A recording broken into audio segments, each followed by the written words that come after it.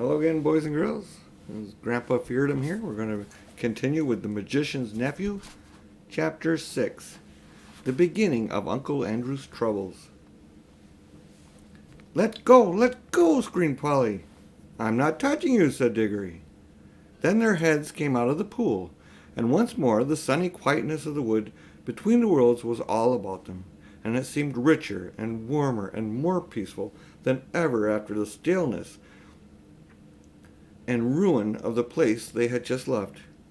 I think that if they had been given a chance, they would again have forgotten who they were and where they came from, and would have laid down and enjoyed themselves, half asleep, listening to the growing trees.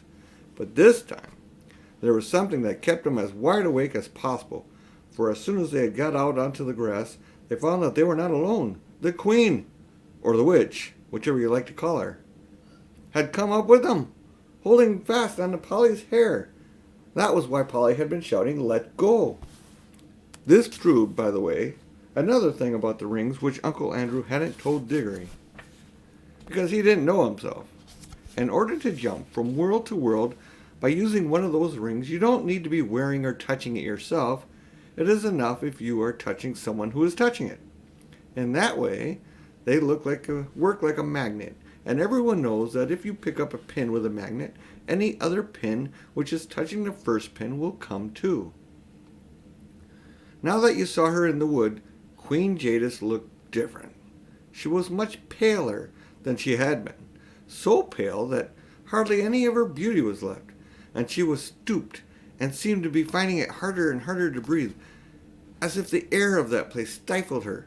Neither of the children felt in the least afraid of her now. Let go of my hair, said Polly. What do you mean by it? Here, let go of her hair at once, said Diggory. They both turned and struggled with her. They were stronger than she, and in a few seconds they had forced her to let go. She reeled back, panting. There was a look of terror in her eyes. Quick, Diggory, said Polly. Change rings into the home pool. Help, help, mercy, cried the Queen, or the Witch, in a faint voice, staggering after them. Take me with you. You cannot mean to leave me in this horrible place. It's killing me. It's a reason of state, said Polly spitefully. Like when you killed all those people in your own world. Do be quick, Diggory. They put on their green rings, but Diggory said, Oh, bother, what are we to do? He couldn't help feeling a little sorry for the Queen. Oh, don't be such an ass, said Polly. 10 to 1 she's only shamming. Do come on. And both the children plunged into the home pool. It's a good thing we made that mark, thought Polly, but as they jumped, Diggory felt that a large cold finger and thumb had caught him by the ear, and as they sank down, the confused shapes of our world began to appear. The grip of that finger and thumb grew stronger. The witch was apparently recovering her strength. Diggory struggled and kicked, but it was not of the least use. In a moment, they found themselves in Uncle Andrew's study, and there was Uncle Andrew himself, staring at the wonderful creature that Diggory had brought back from beyond the world. And well, he might stare. Diggory and Polly stared too. There was no doubt the witch had gotten over her faintness, and now that one saw her on our world with ordinary things around her, she fairly took one's breath away. In Charn, she had been alarming enough. In London, she was terrifying. For one thing, they had not realized till now how very big she was. Hardly human, was what Diggory thought when he looked at her. And he may have been right, for some say there's giantish blood in the royal family of Charn. But even her height was nothing compared to her beauty, her fierceness, and her wildness. She looked 10 times more alive than most of the people one meets in London. Uncle Andrew was bowing and rubbing his hands and looking, to tell the truth, extremely frightened. He seemed a little shrimp of a creature beside the witch, and yet, as Polly said afterwards, there was a sort of likeness between her face and his, something in the expression. It was the look of all that wicked magicians have, the mark, which Jadis had said she could not find in Diggory's face. One good thing about seeing the two together was that you would never again be afraid of Uncle Andrew. Any more than you'd be afraid of a worm after you'd just met a rattlesnake, or after a cow after you had met a mad bull. Pooh, said Diggory to himself. Him, a magician? Not much. Now she's the real thing. Uncle Andrew kept on rubbing his hands and bowing. He was trying to say something very polite, but his mouth had gone all dry, so that he could not speak. His experiment with the rings, as he called it, was turning out more successful than he liked. For though he had dabbled in magic for years, he had always left all the dangers, as far as one can, to other people. Nothing at all like that had ever happened to him before. Then Jada spoke. Not very loud, but there was something in her voice that made the whole room quiver. Then where is the magician who called me into this world? Madame, gasped Uncle Andrew. I am most honored, highly gratified, a most unexpected pleasure. If only I had the opportunity of making any preparations, Where is the magician, fool? Said Jadis. I am, madame. I hope you will excuse my liberty these naughty children may have taken. I assure you there was no intention. You? Said the queen, in a still more terrible voice. Then in one stride she crossed the room, seized a great handful of Uncle Andrew's gray hair, and pulled his head back so that his face looked up into hers. And she studied his face, just as she had studied Diggory's face in the place of charm. He blinked and licked his lips nervously all the time. At last she let him go, so suddenly that he reeled back against the wall. I see, she said scornfully. You are a magician of a sort. Stand up, dog, and don't sprawl there as if you were speaking to your equals. How do you come to know magic? You are not of royal blood, I'll swear. Well, not perhaps in the strict sense, stammered Uncle Andrew. Not exactly royal, ma'am. The Kennedys are, however, a very old family. An old Dorsetshire family, ma'am. Here's a picture of the Queen talking to Uncle Andrew, who's bowing down in front of her.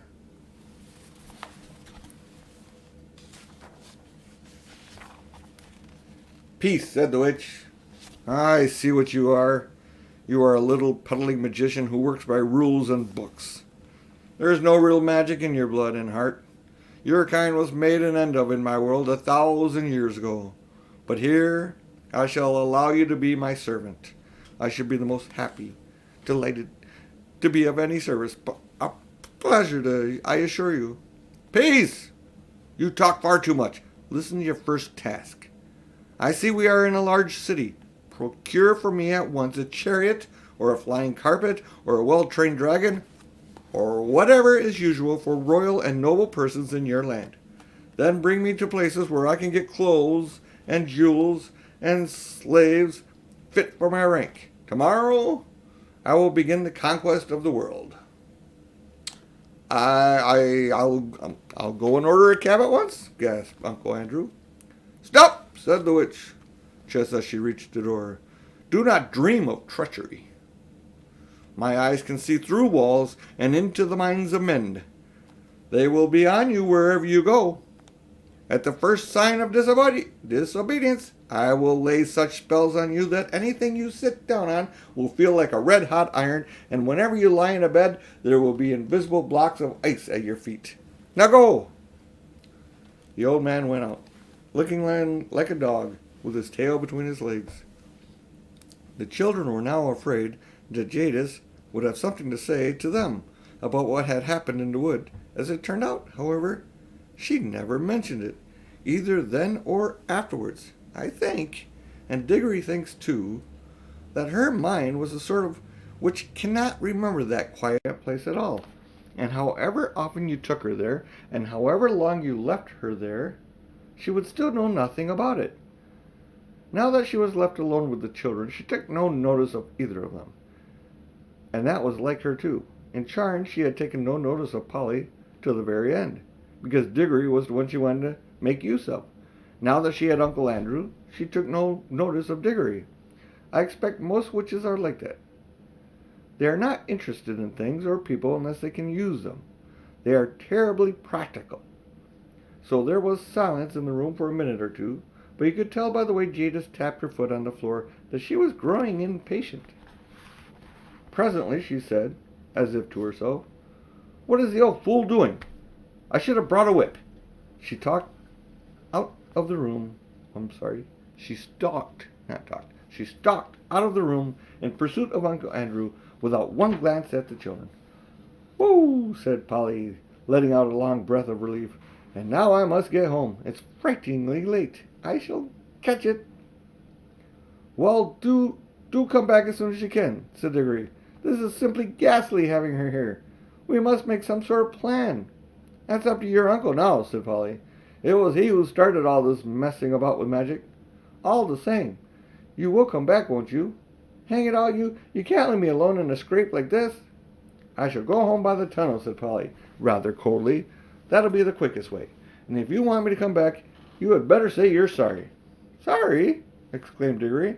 "Well, now, if that isn't just like a girl, what have I done?" "Oh, nothing, of course," said Polly, sarcastically. "Only nearly screwed my wrist off in that room with all the waxworks, like a cowardly bully. Only struck the bell with the hammer, like a silly idiot. Only turned back in the wood so that she had a time to catch hold of you before we jumped into our own pool, that's all." "Oh," said Diggory, very surprised. "Well, all right. I'll say I'm sorry, and I really am sorry about what happened in the waxwork room. There, I've said I'm sorry. Now, do be decent and come back. I shall be a frightful hole if you don't." "I don't see what's going to happen to you. It's Mr. Kettley who needs to sit on the red-hot chairs and have ice in his bed, isn't it?" It isn't that sort of thing," said Diggory. "What I am bothered about is Mother. Suppose that creature went into her room. She might frighten her to death." "Ah, I see," said Polly in a rather different voice. "All right. We'll call it Pax. I'll come back, if I can. But I must go now." And she crawled through the little door into the tunnel, and that dark place between the rafters, which they had seemed so excited and adventurous a few hours ago, seemed quite tame and homely now. We must now go back to Uncle Andrew.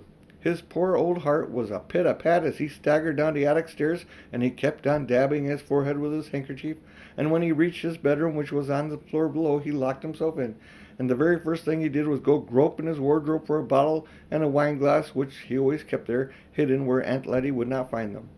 He poured himself a full glass of some nasty grown-up drink, and drank it off all in one gulp. Then he drew a deep breath. "Upon my word," he said to himself, "I'm dreadfully shaken, most upsetting, and at my time of life." He poured out a second glass and drank it too. Then he began to change his clothes. You have never seen such clothes, but I can just remember them.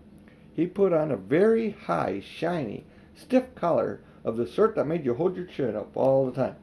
He put on a white waistcoat with a pattern on it, and arranged his gold watch chain across the front. He put on his best frock coat, and one he kept for weddings and funerals. He got out his best tall hat and polished it up.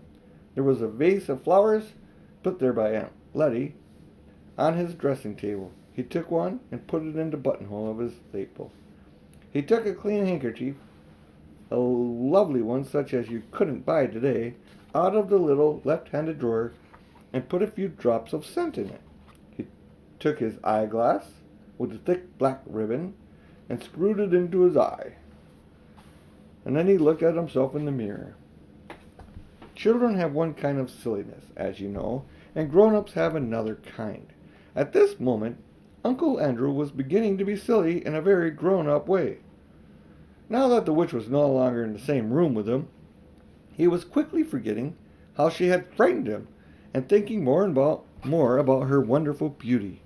He kept on saying to himself, "A dim fine woman, sir, dim fine woman, a superb creature." And he had also somehow managed to forget that it is the children who had got hold of this superb creature, and he felt as if he himself, by his magic, had called her out of the unknown worlds. "Andrew, my boy," he said to himself as he looked in the glass, "you're a devilish well-preserved fellow for your age. A distinguished-looking man, sir. You see, the foolish old man was actually beginning to imagine the witch would fall in love with him. The 2 drinks probably had something to do with it, and he had his best clothes. But he was, in any case, as vain as a peacock. That was why he had become a magician. He unlocked the door, went downstairs, sent the housemaid out to fetch a hansom. Anyone had lots of servants in those days. And looked into the drawing room. There, as he expected, he found Aunt Letty. She was busily mending a mattress, and lay on the floor near the window, and she was kneeling on it. Ah, Letty. Letty. I can't even say her name. Letitia. Ah, Letitia, my dear, said Uncle Andrew. I have to go out. Just lend me £5 or so. There's a good gal, and this was an old way of pronouncing girl. No, Andrew dear, said Aunt Letty in her firm, quiet voice without looking up from her work. I told you times without number that I will not lend you money. Now, pray don't be troublesome, my dear, said Uncle Andrew. It's most important. You will put me in a deucedly awkward position if you don't. Andrew, said Aunt Letty, looking him straight in the face. I wonder you are not ashamed to ask me for Monday. There was a long, dull story of grown-up kind behind these words. All you need to know about it is that Uncle Andrew was between managing dear Letty's business matters for her and never doing any work, and running up large bills for brandy and cigars, which Aunt Letty had paid again and again, had made her a good deal poorer than she had been 30 years ago. My dear gal, said Uncle Andrew, you don't understand. I shall have some quite unexpected expenses today. I have to do a little entertaining. Come now, don't be tiresome. And who, pray, are you going to entertain, Andrew? Asked Aunt Letty. A most distinguished visitor has just arrived. Distinguished fiddlestick, said Aunt Letty. There hasn't been a ring at the bell for the last hour. At that moment, the door was suddenly flung open. Aunt Letty looked around and saw with amazement that this enormous woman, splendidly dressed, with bare arms and flashing eyes, stood in her doorway. It was the witch. And thus ends Chapter 6 of The Magician's Nephew. Fair winds and following seas. Thanks for watching. Till next time.